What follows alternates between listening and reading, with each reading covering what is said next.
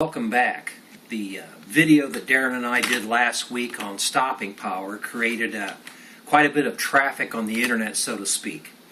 And I guess it should have been obvious to us, but the most commonly asked question was, the information was interesting, but what is the best load to carry in various calibers? And I guess you can answer that somewhat like, what's the best gun to have in a gunfight? Well, the one you have in your hand when you need a gun. Well, the same thing could be said for bullets. However, you're trying to preload that firearm so you have the best load, so I understand it. I guess the best thing to do is to understand a little bit about the history of bullet development. A lot of things have gone back and forth in the gun magazines over the years, and now the internet and gun forums. And I guess the one question that I want to throw out here is, don't get too wrapped up in the new technology. Oftentimes, old means proven. And in the case in point, the 38 Special, based on the shooting results that I've seen over the last 3 or so decades, one of the most proven rounds in 38 is the 158 grain all-lead hollow point made by almost all of the manufacturers. The bullet was pioneered by Winchester, I believe, around 1970, and there are still very few things that are as good as that load. So just because it's not new doesn't mean it's not good. Let's take a look at some of the stuff that's coming on. The Winchester Silvertip was probably the first example of a high-tech hollow point. Now this is a 38. Quite frankly, I didn't have a 9mm on hand. But it was basically an aluminum type jacket that was supposed to help the bullet expand rapidly. And as you can see from this round that came out of an autopsy, this is the 115 grain Silvertip, and as you can see, it expanded pretty well. The 38 is basically the same diameter as the 9mm, and it did the job. The Silvertip got somewhat of a bad rap after the incident in Miami in April of 1986, where several FBI agents were killed in the line of duty. But I'm not so sure it was fair to say that it was the round's fault. Quite frankly, that round did exactly what it was supposed to do. It expanded rapidly, it didn't penetrate very deeply, and it did a lot of tissue damage. At the time, the thought was that you didn't want a round that would over-penetrate. So that round did pretty much what it was designed to do. And quite frankly, the Winchester Silvertip is still a pretty good bullet, even though it's old technology. Another older round that is still around and you don't see too much, but was the round to have back in the late 80s and early 90s, was the Hydra Shok. Now again, this is a 38 Special version of it. The Hydra Shok was basically designed to force the hydraulic fluids, the things that enter the cavity, outwards quickly by filling the inside of the cavity with a post. The bullet actually worked pretty good, especially on slow calibers of ammunition. Now, these right here are 38s that were taken from an autopsy. A couple of robbers tried to take on a newspaper boy that was armed with a 38 Smith & Wesson Snubby. I believe it was a 2-inch Model 10, if I remember right. And as you can see, the rounds did their job, obviously because they were taken at autopsy. The faster the bullet went, the less the Hydra Shok post came into play. So there were some loadings like 124 grain plus P+, where the post actually was just a bit of a gimmick. But with slower bullets, the Hydra Shok post worked pretty good. I showed you in last week's video a 230 grain Hydra Shok, and here's one right here that was taken from autopsy. And you can see basically the post is still intact. Let's put it here on this white cap. The post is intact. The cavity is, the expanded diameter of the bullet outward from the center post, basically doing its job. So the 230 grain 45 Hydra Shok is still one of my favorite bullets. And again, it's one of the most proven 45 caliber bullets because it's been around a long time. Bring this one out right here. This is the 185 grain Silvertip, and you don't see too many of these anymore. But as you can see, this one right here expanded drastically and actually separated. But you can also see that it was, spent round came from the head of the suspect that was killed. So when you tend to enter the brain with the skull and the hard bone, and things like that will happen. But again, the silver tip is not a bad load.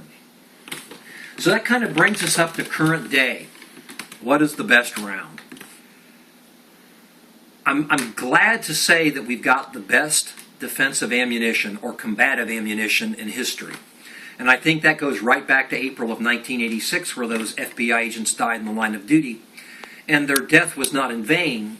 What happened to those agents probably resulted in the best ammunition possible for combative applications. And that brings us around to what we're talking about. The Black Talon was probably the first of the new generation of ammunition, and I just happen to have some right here. This stuff is very expensive and collectors go at it. As you can see, it's got $8.50 on the box, so that shows you how long it's been. And there's the 147 grain bullet.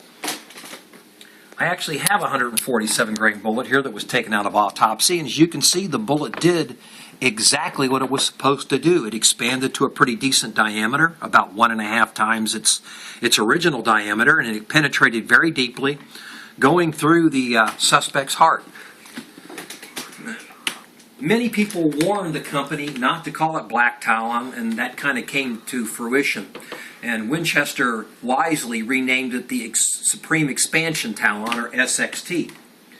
The 127 grain plus P plus for a while was probably the best 9mm round in history.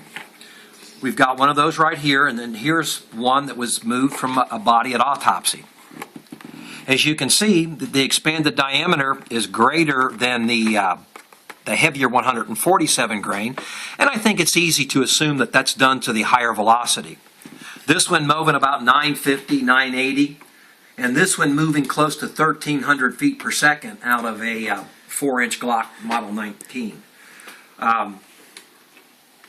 Another good bullet that's currently available, the Spear Gold Dot.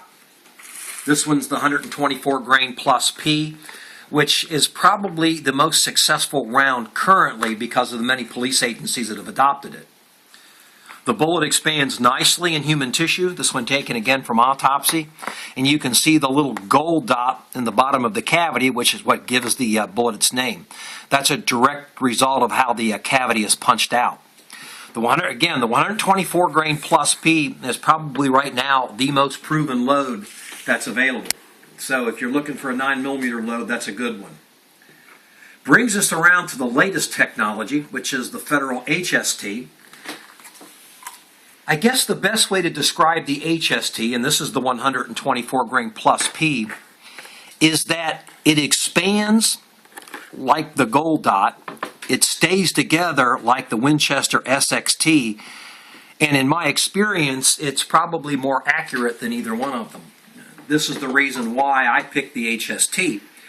And shooting reports that are coming in from across the country are showing that the Federal HST may very well be, in all of the calibers across the spectrum, the best load to select. But then again, that's up to you. Throw this out here to you. This is a 40 S&W 180 grain SXT. This is the Supreme Expansion Talon, the predecessor, or the successor of the Gold Dot. As you can see, that's got those pedals on there. Expanded nicely and did the job. You get a lot of questions about Corbon DPX and is it a good bullet? And I would have to say, yeah, it's a good bullet. You don't see it as often as you would like because of its expense. I mean, the bullet is very expensive to make, and it's expensive, I'm sure, to load. Here is a bullet that was taken from autopsy. Again, it's 115 grain 9mm, and it did the job nicely. Of course, there's no lead core to it, so you don't have to worry about bullet jacket separation, but it did the job nicely. As a general rule, I like the heavier bullets in the various calibers, whether it's a 40, a 45, even a 5.56. The heavier bullets tend to work better. The only variance that I have in that opinion is the 9mm, where it seems like the middleweights, the 124 grain, the 127 grain bullets, have done a better job. They seem to split the difference between the 147 and the 115s. They go fast enough, but they're heavy enough to penetrate. That being said, that's pretty much about all I can add to you on that. In a nutshell, what would I tell you to do? I would say HST, Gold Dot, SXT. Those three will probably do a really good job as well as you do your part. And what I mean by that is that you hit what you're trying to shoot at. The DPX is a good one. It's a little bit more expensive. If you don't mind paying that additional expense, I think you're going to find that the DPX would go real well too. What about the rounds that came after the SXT, the PDX-1, the bonded bullets? I don't know enough about them as far as street reports go. Since they're direct descendants of the SXT, they're probably going to be pretty good, but I won't load my gun with them until I start getting a little bit more data back from it.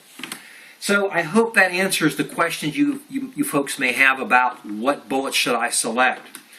Again, none of these will do the job unless you hit what you're shooting at. And like I said in last week's video, if the round impacts the wall next to your assailant's head, then all of this research technology, shooting data is going to mean nothing. So my suggestion is load up with one of these proven loads and get to the round in practice, because it's going to be your ability to hit under the stress and duress of armed conflict that's probably going to end the fight.